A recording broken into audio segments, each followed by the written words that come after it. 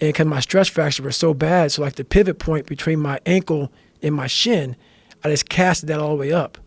And so I went through for a few months with stress fractures. And what was crazy about that is they healed. By the time I got to third phase, my stress fractures were healed. Wow. And I don't even know how, rhyme or reason behind it. I ran on them. A few months later, they were healed. Wow. So I don't know what that so you means. just pushed through the agony, and eventually your body just said, this crazy fuck is not going to stop. It's a true statement. Yeah, it's weird. A lot of my injuries I've just pushed through, and they've, I duct tape it up. I mean, have you ever had to have surgery on any of them? No, just a couple heart surgeries, but none of my actual physical body. And what was your heart surgery for again? You talked about this before, yeah, right? ASD. I had a hole in my heart.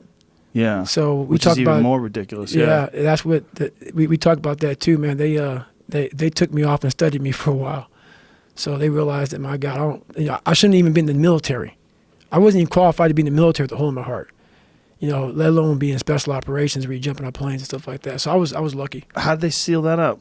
So they went in with a helix patch, and through my femoral artery, and they went through, put a patch, and they realized, I missed like 3 or 4 years of my military career because of this heart surgery. Wow. Yeah. So I was off of jump status, dive status. I was just so that's why I talk about recruiting so much. I stayed in recruiting for like 3 or 4 years, and I became like a Navy SEAL recruiter when I was, doing this for a while. So I got extended there because of the heart surgery. And other than that, you never had to have any other surgeries? No meniscus, no nothing like that? No. That's crazy. No, and I've had some jacked up injuries. But see how I grew up, like I talk about in the book, my dad didn't believe in taking anybody to the hospital. Like, that's just how it was, man. It was barbarian stuff, man. But, you learn to deal with it and you live it. You're fine. You get hard. Get MRIs? Oh, yeah. Get everything checked out? Matter of fact, man, I was terrified of the MRI machine for a long time. I was claustrophobic. I was like, man, there's a lot behind that, man. But yeah, I've been checked out a lot. I've had so like I said, like 6 years ago, I started stretching out like I thought I was dying. I couldn't even get out of bed. So all that stretching out was from pretty much all these injuries I had that I never really fixed. And my body got knotted up and more knotted up and more knotted up. It's going to heal. One way or another, it's going to heal. And when it heals, it's not going to heal right. It's going to heal all jacked up and crooked. Yeah. So I'm a crooked, jacked up dude, man, but I can still get it done. It's amazing that you haven't had like knee surgeries or anything like that. Consider all the running that you've done. My left knee right now it's no joke. So like I say, origin of pain. My right foot is messed up because of my left knee. So right now I'm taking care of my left knee. It's getting a lot better now, but don't worry, Cameron Hanes. I will still be fucking out there running with your ass. I'm not going to get out of it, buddy.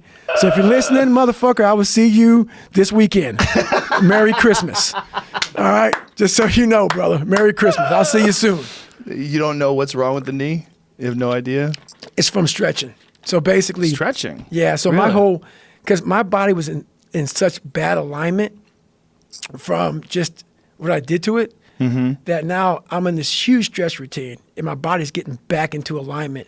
So your muscles, like I was a power lifter, man. Like I grew these huge muscles and now I'm this small guy and from the stress of my body going through 3 hell weeks and also my body became one knot. Mm-hmm. So as things start to open up, joints start to hurt, things start to hurt. And I'm like, God, so it's been this big, long process. So I'm faster and better shape than ever. My organs work better. I'm healthier than ever. But I have these little tweaks here, these little tweaks there from the fact that my body was locked in position from these muscles being so tight. Now what do you weigh now? About 182, 183. And you were at like 300 plus pounds when you got your fattest, right? My fattest, when I weighed in for the military, I don't know what my fattest was, but when I weighed in on that scale, when Steven Saljo hit that scale on me, man, it was 297. And he's like, brother, you got to lose 106 pounds. I was like, fuck this. I can't. I was like, what are you talking about? I was like, how's that possible? So anyway, it just, And not a lot of time. That's the crazy thing. They didn't give you 3 months to lose that. 33 pounds a month is a lot of fucking weight. Plus a few. Almost impossible. And that's what I thought. But see, you see the person I am now.